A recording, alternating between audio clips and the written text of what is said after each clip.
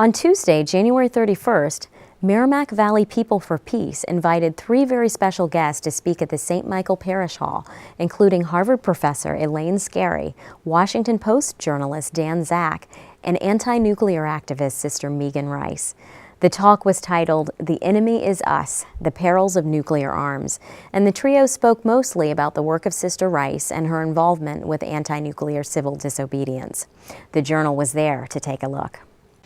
I'm incredibly grateful, as I think all of you are, to be in the presence of Sister Megan Rice, and who is, as Jane said, a kind of, not just a model of courage, but a kind of sui generis, standalone instance of courage, and a spiritual inspiration to all of us. And when this evening is through, you can sustain the feeling that you're in the presence of Megan Rice by reading Dan Zak's incredible book that recounts in rich detail not only the adventures of Megan Rice, but the kind of putting into place of a terrible nuclear architecture, and also the attempt to dismantle it by various activists.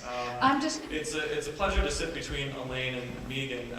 Elaine's book, Thermonuclear Monarchy, was the second book I read in my research for my own book. It came out around the time I was starting, and it helped me. And normally I think of the academic and the humanitarian as mutually exclusive, and this book is the best of both, I think. It really helped inform my thinking as I started my own project. I was born in 1983, so I was born into a world that was obsessed with nuclear weapons, but I came of age in a world that had forgotten them by and large. The first time I was politically conscious was the end of the Cold War, when nuclear weapons receded from the popular consciousness. That's not to say that activists haven't always been working against them, they have. But in terms of the mind frame of the world, I feel like much of the world moved on, and I was raised in that world. The most I learned about nuclear weapons was Hiroshima happened, it ended World War II. Then you move on to the next chapter of the history books in school. That was it. Until 2012, which is when I got word from a colleague that 3 people had broken into a nuclear weapons facility in East Tennessee. And so when I heard that an 82-year-old Catholic sister was one of the people who hiked a wooded ridge in the middle of the night and then helped cut through 3 fences and enter a lethal force zone around a building that is called the Fort Knox of uranium, one of the most secure sites on the planet, I said, a Catholic sister did what? I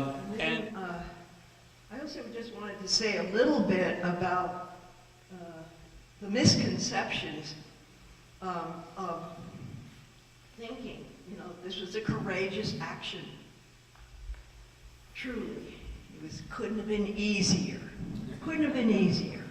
I'm really saying that. So we had 3 chain link fences to get through, and that took they were fairly close to each other, maybe 4 feet apart, and that took maximum 15 minutes. And one of us had gloves, and it wasn't me, and they touched the wire, and there seemed to be no electricity, and there wasn't. And maybe you know that the cameras were not all working, not all, for 6 months they'd not been repaired. So we had this, I had anyway, I'm not sure about this intuition, how can they keep up their energy for protecting this thing for how many years when nobody's trying to enter this base? 70-something years it was by that time.